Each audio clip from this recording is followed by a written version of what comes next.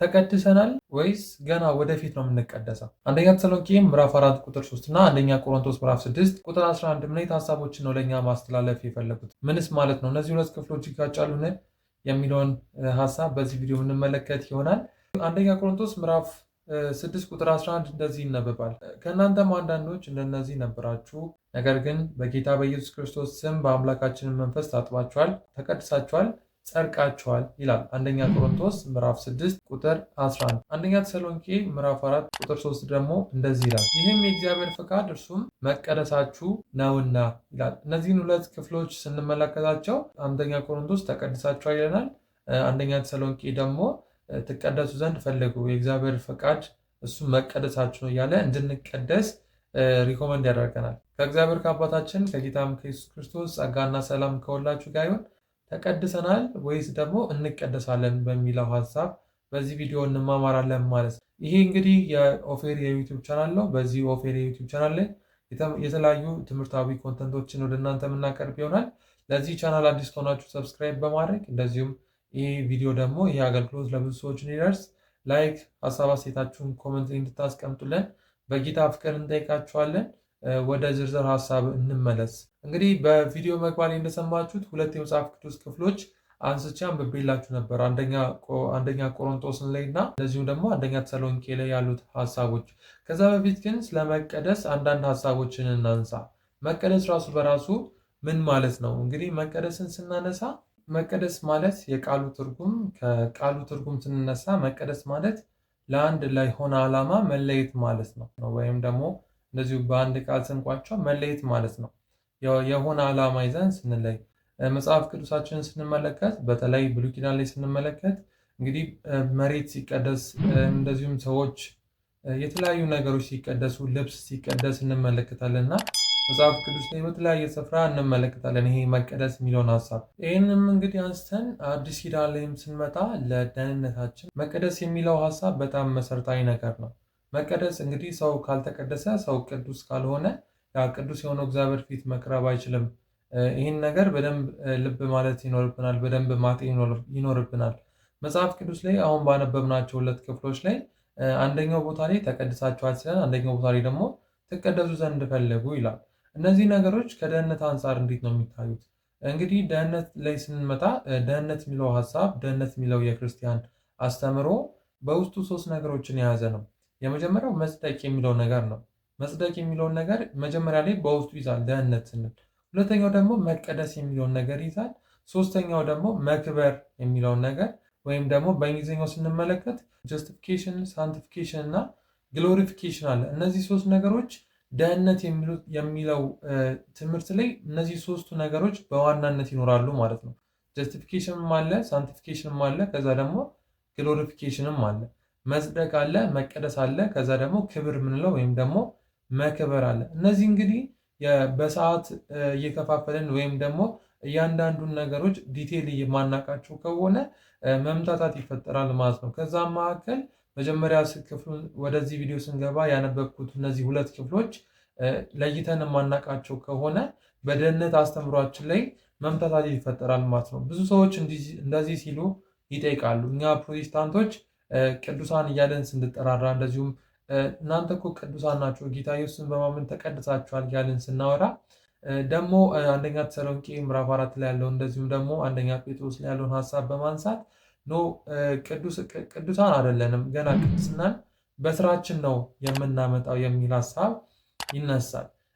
እስቲ ጥርት ባለ መንገድ ላስቀምጠው። እንግዲህ አሁን ባነበብናቸው ሁለት ክፍሎች ላይ ቅድስናን ለሶስት መክፈል እንችላለን። ቅድስናን ለሶስት ዋና ዋና ነገሮች መክፈል እንችላለን። የመጀመሪያው አቋማዊ ቅድስና ወይም ደግሞ ፖዚሽናል ሳንቲፊኬሽን የምንለው ነው። አቋማዊ ቅድስና ማለት አንድ ሰው ጌታ ኢየሱስ ክርስቶስን ሲያምን ባመነበት ቅጽበት ጌታ ኢየሱስ ክርስቶስ የሰራው ስራ፣ ጌታ ኢየሱስ ክርስቶስ የከፈለው ያ የመከራ ጽዋ፣ እግዚአብሔር ለእኛ ሲል ያደረገው ያ መስዋዕትነት፣ ያ የቤዞት ስራ ለእኛ ሲቆጠርልን እኛ የምናገኘው ቅድስና ነው። ያ ማለት አንደኛ ቆሮንቶስ ምዕራፍ 6 ቁጥር 11 እንዳነበብ ነው ጌታ ኢየሱስ ክርስቶስን በማመን እኛ አስቀድመን በዓለም ያለን፣ እንደዚሁም ኤፌሶን ምዕራፍ 1 ላይ ይናገራል። ኤፌሶን ምዕራፍ 1 ላይ ያለውን ሀሳብ ላንብበው። ኤፌሶን ምዕራፍ 1 እንደዚህ ይላል ከቁጥር 3 ጀምሮ፣ በክርስቶስ በሰማያዊ ስፍራ በመንፈሳዊ በረከት ሁሉ ይባረከን። የጌታችን ኢየሱስ ክርስቶስ አምላክና አባት ይባረክ። ዓለም ሳይፈጠር በፊቱ ቅዱሳና ነውር የለም በፍቅር እንሆን ዘንድ በክርስቶስ መረጠን ይላል። እንግዲህ ይህን ቅድስና ያገኘ ነው እኛ ሰርተን አይደለም፣ ወይም ደግሞ እኛ በላባችን በስራችን በመልካም ድርጊታችን አይደለም። ነገር ግን እግዚአብሔር ዓለም ሳይፈጠር በፊቱ ቅዱሳና ነውር የለም በፍቅር እንሆን ዘንድ በክርስቶስ ተመርጠናል። በክርስቶስ የቤዛዎት ስራ፣ በዚህ የቤዛዎት ስራ ቅድስናን ማግኘት ችለናል ማለት ነው። አንደኛ ቆሮንቶስ ምዕራፍ 6 ላይ ያለው ሀሳብ ይህን ነው የሚናገረው። ምዕራፍ 6 ቁጥር 11 እናንተም አንዳንዶች ከእናንተም አንዳንዶች እንደነዚህ ነበራችሁ፣ ነገር ግን ጌታ በኢየሱስ ክርስቶስ ስም በአምላካችን መንፈስ ታጥባችኋል፣ ተቀድሳችኋል፣ ጸድቃችኋል ይላል። አያችሁ፣ ታጥበናል፣ ተቀድሰናል፣ ጸድቅናል። ለምን ሲባል በኢየሱስ ክርስቶስ በአምላካችንና በጌታችን በሆነው በሱ ስራ ታጥበናል፣ ተቀድሰናል፣ ጸድቀናል፣ ንጹህ ነን። ያ ማለት አሁን እግዚአብሔር ሲያየን ልክ ሲያየን እኛን ንጹሐን ሆነን ነው የሚያየን። እኛ ቅዱሳን ሆነን ነው የሚያየን። ለምን ሲባል እሱ በሰራልን ስራ ማለት ነው።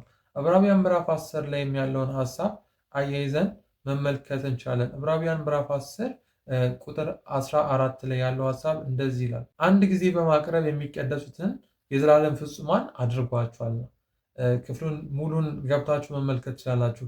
አንድ ጊዜ በማቅረብ የሚቀደሱትን፣ አንድ ጊዜ እሱ በማቅረብ ጌታችን ኢየሱስ ክርስቶስ ሊቀ ካህናችን አንድ ጊዜ የራሱን ሰውነት በማቅረብ የራሱን ስጋና ደም በማቅረብ ለዘላለም አንድ የሚቀደሱትን ለዘላለም ቅዱሳን አድርጓቸዋልና ለዘላለም ፍጹማን አድርጓቸዋልና ይላል። እንደዚሁም አንደኛ ቆሮንቶስ ላይ መግቢያው ላይ ብዙዎቻችሁ እንደምታውቁት ቁጥር 2 ላይ ቅዱሳን እያለ ይጠራቸዋል ማለት ነው። ስለዚህ ይሄ አሁን እየተናገርን ያለው ቅድስና አቋማዊ ቅድስና የሚባለው ነው። ሰው ጌታ ኢየሱስ ክርስቶስን በማመኑ ብቻ የሚያገኘው ቅድስና አቋማዊ ቅድስና ይባላል። ይሄ አቋማዊ ቅድስና ከመጽደቅ ጋር ነው ተያይዞ የሚነሳው። እንግዲህ መጽደቅ ሲባል አንድ ወንጀለኛ ሰው አለ፣ አንድ ቅጣት የሚገባው ሰው አለ። ያ ሰው የሚገባውን ቅጣት ከዛ ቅጣት ተሽሮለት ወይም ደግሞ ተምሮ ልክ ነፃ ነህ ተብሎ ሲለቀቅ ጸደቀ ወይም ደግሞ ጻድቅ ሆነ ይባላል። እንግዲህ እኛ ሰዎች በኃጢአታችንና በበደላችን ምክንያት ሙታን ነበርን። ሰው ኃጢአት በመስራቱ ምክንያት እግዚአብሔር ፊት የሚያቆመን ምንም አይነት ስራ ባለመኖሩ ምክንያት በራሳችን በምንሰራቸው ኃጢአቶች ምክንያት ቁጣ የሚገባን ነበርን። ከእግዚአብሔር ሕይወት የራቅን ነበርን። የጳውሎስ በኤፌሶን መልእክቱም እንደሚነግረን እኛ በቃ ከፍጥረታችን የቁጣ ልጆች ነበርን። እዚህ ዓለም ላይ ያለው የመንፈስ አለቃ እንደሚሰራ በእኛ ላይ ይሰራ ነበር። እሱ ይቆጣጠረን ነበረ። ሙታን ነበርን። ለእግዚአብሔር ምንም አይነት ሪስፖንድ መስጠት አንችልም ነበር። እኛ ደግሞ ሮሜ ላይም እንደምንመለከተው የኃጢአት ደሞዝ ሞት ነው እንደሚል ሰው ሁሉ ደግሞ ኃጢአትን ከሰራ የእግዚአብሔርም ክብር ከጎደለው ሰው ለሰራው ስራ ሞት ይገባው ነበር፣ ቅጣት ይገባው ነበር። ስለዚህ ከዚህ ቅጣት ሲያመልጥ ይሄ ቅጣት ሲሻርለት በእኛ ፋንታ ቅጣታችንን የተቀጣ ስለገባልን ከዚህ ቅጣት ማምለጣችን መጽደቃችንን ያሳያል፣ ወይም ደግሞ ጻድቃን መባላችንን ያሳያል ማለት ነው። ይሄ አቋማዊ ቅድስና ከመጽደቅ ጋር የተያዘ ነው ማለት ነው። ስለዚህ ይሄ አቋማዊ ቅድስና ወይም ደግሞ ለሶስት ነው የምንከፍለው ብለን መጀመሪያ ላይ ከፈል ነው አቋማዊ ወይም ፖዚሽናል ሳንቲፊኬሽን የምንለው ጌታ ኢየሱስ ክርስቶስ ለእኛ በሰራልን ስራ የምናገኘው ቅድስና። ሁለተኛ ደግሞ ቅድስና አለ በፕሮግረስ የምናሳየው ወይም ደግሞ ሂደታዊ የሆነ ደግሞ ቅድስና አለ። ይሄ ሂደታዊ ቅድስና ሰው ከእግዚአብሔር የተቀበለውን ቅድስና ወይም ደግሞ ፖዚሽናል ሳንቲፊኬሽን ያገኘ ሰው በዚህ ምድር ሲመላለስ ደግሞ መግለጥ አለበት ማለት ነው። በሂደት መግለጥ አለበት። በዕለት ተዕለት ተግባራችን ከእግዚአብሔር የተቀበልነውን ቅድስና መግለጥ አለብን። በኑሯችን መግለጥ አለብን። በስራችን መግለጥ አለብን። በመውጣት መግባታችን ከእግዚአብሔር የተቀበልነውን ቅድስና መግለጥ አለብን። አንደኛ ጴጥሮስ ምዕራፍ 1 ቁጥር 15 እና 16 እንደዚህ ይነበባል። ዳሩ ግን እኔ ቅዱስ ነኝና ቅዱሳን ሁኑ ተብሎ ስለተጻፈ የጠራችሁ ቅዱስ እንደሆነ እናንተም ደግሞ በኑሯችሁ ሁሉ ቅዱሳን ሁኑ ይላል። አያችሁ፣ ቅድም ስናነብ ኤፌሶን ላይም ስናነብ አንደኛ ቆሮንቶስ ላይም ስናነብ ተቀድሳችኋል ብሎ ነው የዘጋው። እናንተ ጌታ ኢየሱስ ክርስቶስ ስለሞተላችሁ እናንተ ደግሞ ስላመናችሁ ተቀድሳችኋል፣ እሱ በሰራላችሁ ስራ። የኤፌሶን ጸሐፊ ደግሞ እንደሚነግረን ዓለም ሳይፈጠር በፊት በፊቱ በእግዚአብሔር ፊት ነውር የሌላችሁ ቅዱሳን ትሆኑ ዘንድ በክርስቶስ ተመርጣችኋል እያለ ይሄ ቋጭቶ ነው የሚናገረን፣ ደምድሞ ነው የሚነግረን፣ በአራት ነጥብ ነው የሚዘጋው ተቀድሳችኋል ብሎ። አሁን ደግሞ አንደኛ ጴጥሮስ ስንመለክ የጠራችሁ ቅዱስ ስለሆነ እናንተም ደግሞ በኑሯችሁ ቅዱሳን ሁኑ እያለ ይናገራል። ይሄ አቋማዊ ቅድስና አይደለም እዚህ ጋር እየተነገረ ያለው። ወይም ደግሞ ቅድም መጽደቅ ስንል ስለ ጽድቅ አይደለም፣ ስለ መጽደቅ አይደለም እየተነገረ ያለው። ከኩነኔ አልባ ስለመሆን አይደለም እየተነገረ ያለው። ዕዳችን ስለመሰረዙ አይደለም እየተነገረ ያለው። ዕዳችሁ ይሰረዝ ዘንድ እንደዚህ አድርጎ አይደለም እየተባለ ያለው። ያንን ቅድስና ያገኘ ሰው፣ የአቋማዊ ቅድስና ያገኘ ሰው እግዚአብሔር በክርስቶስ በሰራልን ስራ ቅድስናን የተቀበለ ሰው በኑሮ ደግሞ በቅድስና መገለጥ አለ። ቀደም ሲል በአንድ ቪዲዮ እንደነገርኳችሁ እግዚአብሔር ቅድስናን ስንመለከት በሆሪዞንታል እና በቨርቲካል መመልከት አለብን። እንደዚህ ወደ ላይ የሆነ ቅድስና እና ወደ ጎን የሆነ ቅድስና፣ እነዚህን ሁለት ቅድስናዎች ለበተለይ በደንብ አጉልተን መመልከት ይኖርብናል። ወደ ላይ ያለው ቅድስና እግዚአብሔር እኛን ሲያየን በእግዚአብሔር እይታ ምን አይነት ሌቭል ላይ ነን ያለ ነው የሚለውን ነገር መመልከት ይኖርብናል። ይህን ደግሞ ለመረዳት ሙሉ የኤፌሶን መጽሐፍን ብናጠናው ሪኮመንድ አደርጋችኋለሁ። በክርስቶስ ያለን የህይወታችንን ልኬት ልክ ስለሚነግረን ማለት ነውና ወንድ ቨርቲካል የሆነውን ቅድስናችንን ስንመለከተው ወይም ደግሞ እግዚአብሔር እኛን ሲያይን እኛ በእግዚአብሔር ዘንድ ያለንን ፖዚሽን ስንመለከተው እግዚአብሔር አሁን እኛን ሲያይን ቅዱስ አድርጎ ነው የሚመለከተው። በልጁ ደም ታጥበን ስለሚን ቅዱሳን ሆነን ነው እግዚአብሔር ፊት የምንታየው። ምክንያቱም አንድ ጊዜ በማቅረብ የሚቀደሱትን የዘላለም ፍጹማን አድርጓቸዋል ስለሚል መጽሐፍና ጌታ ኢየሱስ ክርስቶስን በማመን ቅዱሳን ሆነናል። ምንም ጥያቄ የሌለው፣ ምንም ጥርጥር የሌለው ነፃ ሆነናል። ከዕዳ ነፃ ሆነናል። ከሞት ወደ ህይወት ተሻግረናል። ከጨለማ ወደ ብርሃን ተሻግረናል።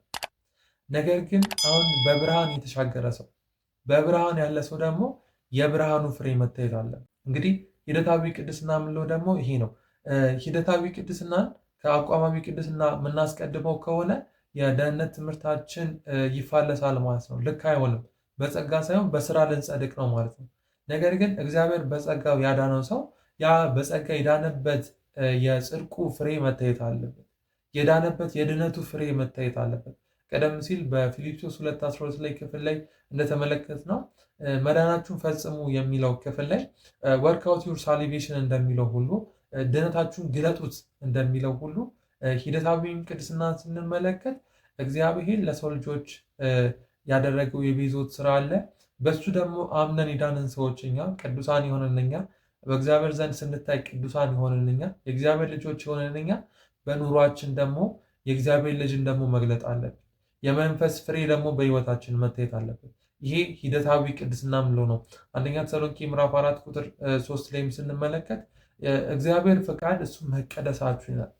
አያችሁ፣ የጠራን ቅዱስ ስለሆነ የተጠራነው ወደ ቅድስና ስለሆነ ወደ ቅድስና እግዚአብሔር ስለጠራን ቅድም ቨርቲካል እና ሆሪዞንታል እንዳልኳችሁ ቨርቲካሊ እግዚአብሔር እንደቀደሰን ሆሪዞንታሊ ደግሞ ወደ ጎን ደግሞ ከወንድሞች መካከል ደግሞ እዚህ ምድር ላይ ስንመላለስ ደግሞ በቅድስና መመላለስ አለብን ማለት ነው። እነዚህ ሁለት መሰረታዊ ነገሮች ልናቀዳድማቸውም እንደዚሁም ደግሞ ልናጋጫቸውም አይገባም ማለት ነው። ስለዚህ ሶስተኛ ደግሞ አለ ማለት ነው። ይሄ ሶስተኛው ደግሞ ግሎሪፊኬሽን ነው። ወይም ደግሞ ልክ ይህን ምድር ለቀን ስንወጣ ነፍሳችን ከስጋችን ስትለያይ ወይም ደግሞ በሞት ከዚህ ምድር ላይ ስናልፍ የምናገኘው ደግሞ ፍጹም የሆነ ደግሞ ቅድስና አለ። ወይም ደግሞ መክበር የሚባለው ሶስተኛው ከፍለን የምናስቀምጠው አለ ወይ ወደ ፍጽምና የምንደርስበት ፍጹማን ወደምንሆንበት ማለት ነው። ስለዚህ ሶስቱን ነገሮች እንደ ክለሳ ለማንሳት